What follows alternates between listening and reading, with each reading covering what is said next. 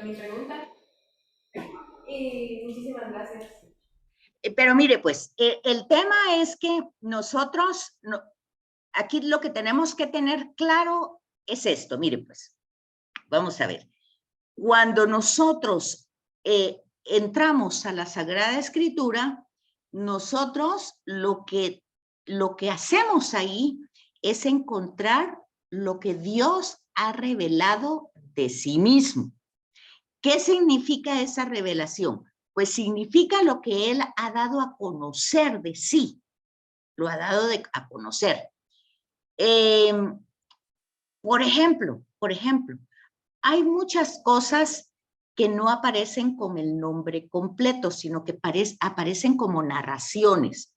Si ustedes se fijan, y eso lo repasamos ahorita porque forma parte del tema que vamos a ver hoy, creador del cielo y de la tierra, entonces tiene que ver con Génesis, ¿verdad? Con Génesis 1 y Génesis 2 y Génesis 3. ¿Va? Entonces, primero, ¿qué tenemos que ver con ese Génesis 1, 2 y 3? En primer lugar, tenemos que darnos cuenta, porque así lo estudiamos, que esa es la prehistoria. Ahí tienen que acompañarse, por favor, del panorama bíblico que yo les di. Acuérdense que la historia de la salvación empieza en el capítulo 12. Entonces, los primeros 11 capítulos son prehistoria. Eso no lo estudiamos para que se nos olvide, sino lo estudiamos para darnos cuenta de que aquí se está hablando de, de, que, de cómo se va a formar Israel, ¿verdad? Pero tenemos que entender también en estos 11 primeros capítulos que la reflexión más tarde, porque no es inmediata. Acuérdense, esto también lo estudiamos, que cuando se pone por escrito se recopilan tradiciones orales. Entonces, en la reflexión de Israel, ¿verdad? En la reflexión posterior de Israel, posterior quiere decir mucho después, cuando ya Israel está ubicado, ya está en el tiempo de David, ya tienen una monarquía, ya todos tienen un territorio, ya tienen un templo, bueno, ya están estructurados como nación. Entonces se empiezan a recopilar las tradiciones orales. Entonces tenemos que entender otra cosa. Tenemos que entender que en estas tradiciones orales de Israel, entonces aquí hay una mentalidad monoteísta. Mono quiere decir uno, de una sola deidad, teo Dios, mono uno, una mentalidad monoteísta. Ellos en sus tradiciones orales van haciendo conciencia de que ese Dios, que Yahvé, que los elige, que hace una alianza con ellos en el Sinaí, que su ascendente, quiere decir que los primeros donde se desarrolló su historia fue Abraham, que Abraham era un pagano, pero que conforme fue entrando, fue conociendo a este ser, ¿verdad? A este único ser. Y estamos hablando de una mentalidad de otros países que ya existían, porque acuérdense que también eso lo hablamos, que cuando buscan alimento, porque hay una sequía, van a Egipto. Y Egipto ya era una nación grande, cuando ellos todavía iban caminando como tribus todavía, como tribus van a buscar alimento a Egipto, y en Egipto pues ya hay faraones, ya hay estructuras políticas, ya hay jeroglíficos, ya hay muchas cosas. Y no solo estaba Egipto, había otras, otras naciones ya existentes. Bueno, entonces aquí el monoteísmo, la reflexión que empieza desde Génesis 1 hasta el 11, vean ustedes, hay 3 temas importantes y uno de esos temas es el que vamos a tocar hoy. El Dios de Israel, oigan bien, el Dios de Israel es el que ha creado todo el universo, todo el cosmos, todo cuanto existe visible e invisible. Pero esta es la reflexión de Israel. Esta es la reflexión monoteísta.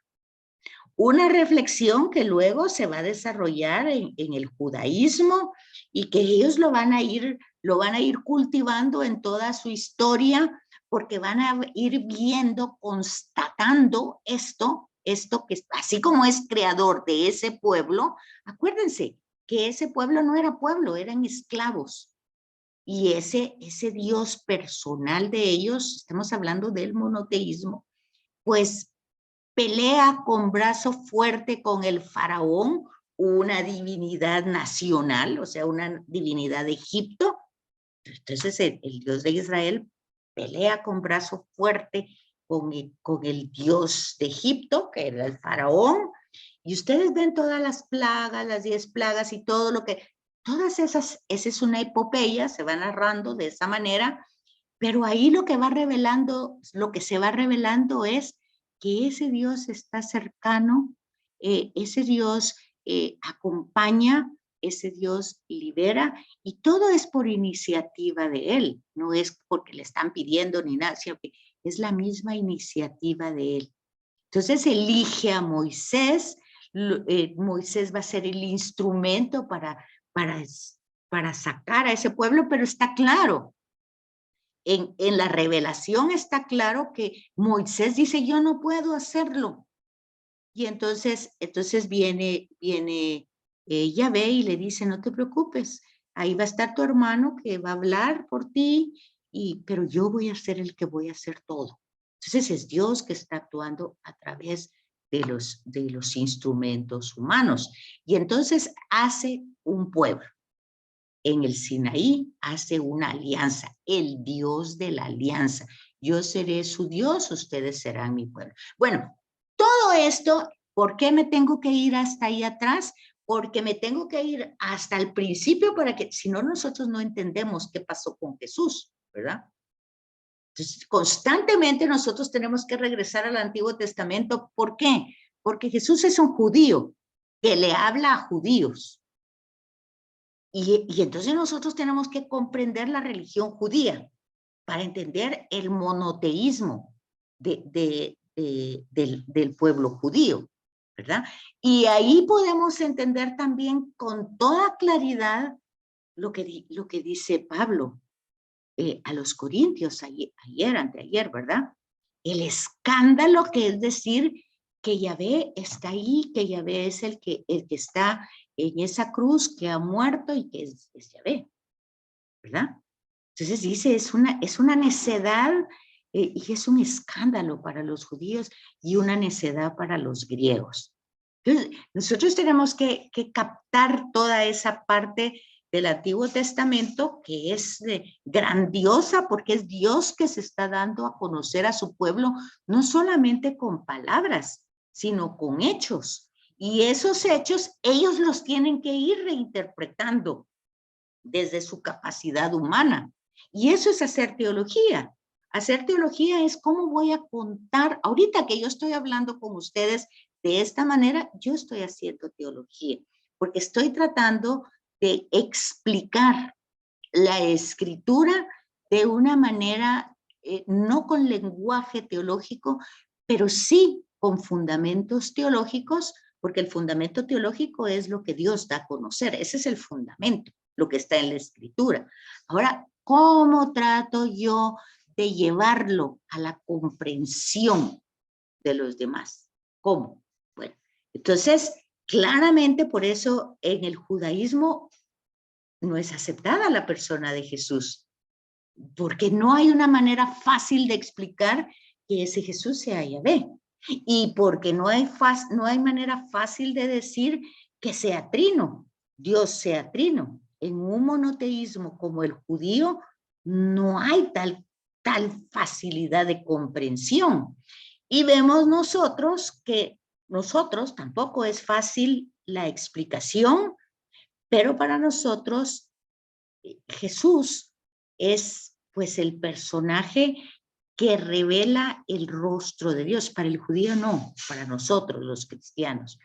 Pero entonces nosotros aquí es donde nosotros debemos de tener bien claro que Jesús es Dios, porque de lo contrario, si no lo tenemos claro, el hecho que sea así, no podemos entender cómo universalmente han sido redimidos los del pasado, los del presente y los del futuro, y nosotros tenemos una relación con el Padre gracias a Jesús.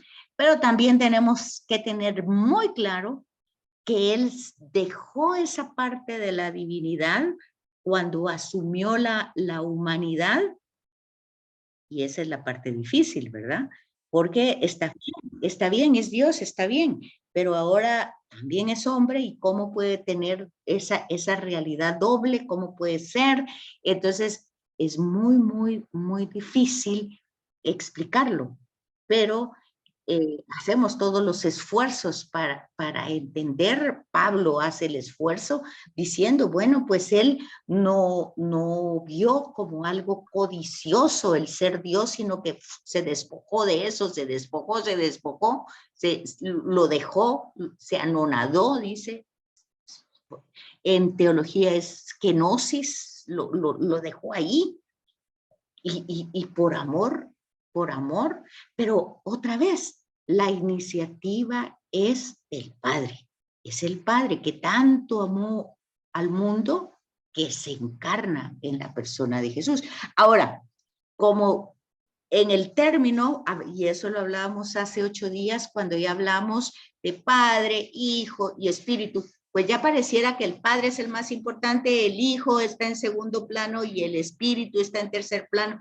Entonces a veces hasta se ha dicho, el Espíritu es pues el Dios olvidado, dice el que la iglesia no le presta ninguna atención y ha tenido que recuperarse como esa presencia. Pero es donde nosotros con el estudio tenemos que ir captando que eso es en forma pedagógica. Yo incluso el jueves, cuando hablaba con estas alumnas que le digo, incluso con Susi, que es mi alumna que hablábamos el sábado pasado de ella, pues yo les decía, fíjense que cuando nosotros comulgamos, que sí es el cuerpo de Cristo, sí es el cuerpo de Cristo, pero ahí está el Padre y ahí está el Espíritu. Y ellas mismas me decían, yo nunca había pensado eso. Sí, pero así tiene que ser porque donde está uno están los otros dos. Entonces viene a ser la respuesta a lo que usted me pregunta. ¿Cómo es que Jesús necesitó del Espíritu? También necesitó del Padre. Toda la acción de uno es acción de los tres, pero en la misión de uno conocemos a los tres. Algo así. O sea, en la misión del Padre Creador conocemos que ya en el prólogo de Juan se dice, ¿verdad?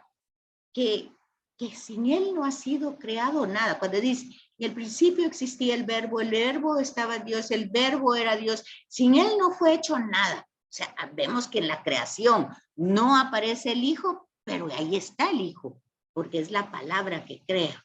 Y ahí está el Espíritu, porque es el amor el que se desarrolla. No aparece en nombre, pero aparece en acción, conocida hasta después con Jesús. O sea, nosotros tenemos que ir comprendiendo que la revelación se fue dando paulatinamente, pero paulatinamente quiere decir varias cosas. Quiere decir, en primer lugar, que cuando yo estoy leyendo una cita del Antiguo Testamento, no me puedo quedar en ella como una totalidad.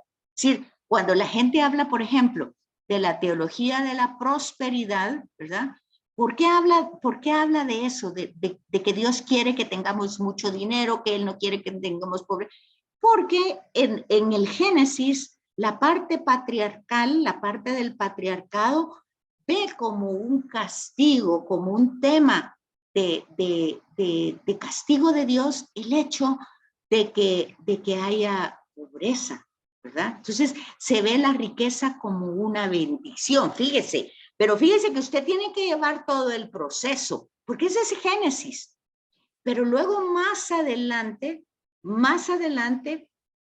se va a ver la posesión del dinero y de la riqueza, y ya en el tiempo de Jesús mismo lo denuncia, ya como un obstáculo para relacionarse con el Padre.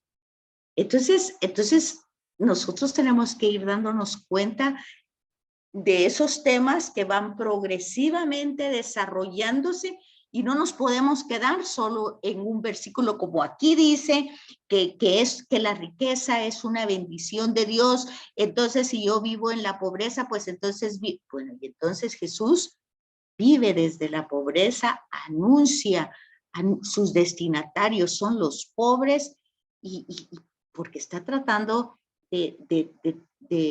no de anular todo lo del Antiguo Testamento, sino de darle el sentido querido por Dios desde siempre. Entonces, tenemos que ir llevando, a eso se llama el hilo conductor, de ir viendo los pasajes, cómo se van desarrollando y cómo se van aclarando, o cómo se van, tal vez la palabra no está aclarando, la palabra es cómo se van purificando en el proceso de la revelación, ¿verdad? Entonces no nos podemos quedar en una sola parte. Por eso, en el Génesis obviamente nosotros empezamos en la creación y no vemos más que al Padre que está creando, a Dios Padre. Pero ahí está el Hijo y está el Espíritu. ¿Cómo lo sabemos? Bueno, no lo sabemos ahí, ahorita sí ya lo podemos saber, pero en ese momento no lo sabíamos, lo sabemos hasta la revelación de Jesús en el Evangelio de Juan, en el prólogo, ahí vemos, ese es el prólogo de la creación, la nueva creación. Entonces, en el principio existía la palabra estaba en Dios, la palabra era Dios, por Él fueron hechas todas las cosas, sin Él no fue hecho nada. Bueno, entonces, ahí hay una revelación que brincó desde Génesis y pasó hasta Jesús. Pero en el inter de los dos hay todo un proceso de revelación que va para adelante y que va para atrás. Procesos de revelación, por ejemplo, así de Génesis, que dice de la prosperidad, y después de Job, donde lo pierde absolutamente todo. Y entonces es el hombre justo, es el hombre que ha tratado de agradar a Dios, pero sin embargo se le vienen todas las desgracias del mundo. Entonces, ¿qué es lo que ahí se purifica? El sentido de la retribución, o sea, una teología que se pensó en un momento y que funcionó en un momento, decía, si yo hago bien, Dios me devuelve bien. Incluso todavía nosotros, un poquito se nos enseñó así. Si tú das 25 centavos o si tú regalas 10 centavos, el Señor te va a bendecir con 25 centavos que te vas a encontrar más adelante. Y así nos volvimos como un poco interesados con Dios. Yo le doy, pero Él me tiene que devolver. Eso se llama teología de la retribución. En Ezequiel esa teología es superada, porque es lo que hablamos hace 8 días, donde decía, los padres se comieron la fruta verde y nosotros estamos sufriendo la dentera, o sea, el destemplado de dientes. Entonces dice Yahvé a Ezequiel, ándale y dile a mi pueblo que deje de estar diciendo eso, que el que hace mal va a tener sus consecuencias por el mal que hace. Entonces, ahí tenemos un ejemplo de cómo se va superando o purificando la revelación, que es progresiva y que es paulatina, ¿verdad? Pero que ya en términos de pedagogía, ese es el dato revelado, pero ya ¿cómo lo asimilo? ¿Cómo lo transmito? ¿Cómo lo digo? Bueno, acuérdense que, por ejemplo, Jesús nunca dijo que era el reino de Dios exactamente, no dio un concepto, no dio pues una descripción. Él en narraciones pues iba diciendo se parece a, es como, se parece. ¿Cuál es nuestro trabajo? ir entrando en ese contacto con las parábolas y entonces ir descubriendo cuáles son los valores que aparecen en ese reino, ¿verdad? Por ejemplo, en el tema de hoy o en el tema de ayer, de la vigilancia, de los talentos que se dejan, ¿qué es lo que podemos ver ahí del reino? O sea, que solo somos administradores, que a todos se nos ha dado y que no se nos ha dado menos, sino que a cada uno según corresponde a nuestras capacidades. ¿Y cuál es el problema de hoy que se le dio uno solo y realmente no dio fruto con ese que se le dio? Pues si ustedes ponen atención a la parábola, este trabajador o esta persona, pues resulta que tenía muy mal concepto del patrón, porque yo pues sé que cosechas donde no has sembrado, bueno, entonces él tenía no tenía fe en este. En cambio los otros dos no solamente tenían fe, sino que aprovecharon lo que se les había dado con fe, con confianza en el patrón. O sea, el patrón nos dio y entonces nosotros vamos a hacer todo lo posible por ir desarrollando este talento que nos dio, porque él nos quiere, él les dio bastante. Cuando ahí habla de los talentos, pues en los talentos cada quien lo puede interpretar de distintas maneras, pero cada uno le dio un tesoro, podríamos decir así, en nuestro lenguaje. A cada uno le dio un tesoro. No es que al que le dio 5, que nosotros lo podríamos entender matemáticamente, le dio más al que le dio 3 y le dio más al que le dio 1 no le dio casi nada. Ese no es el sentido de la parábola. A cada uno le dio según sus capacidades, pero a cada uno le dio lo suficiente, le dio mucha riqueza. El problema del último es que tenía muy mala opinión de su patrón. O sea, no le tenía fe, no le tenía confianza. Miren, aquí se fue la luz. ¿Ustedes me están oyendo todavía? ¿Ah? Ya no. ¿Y entonces? El teléfono.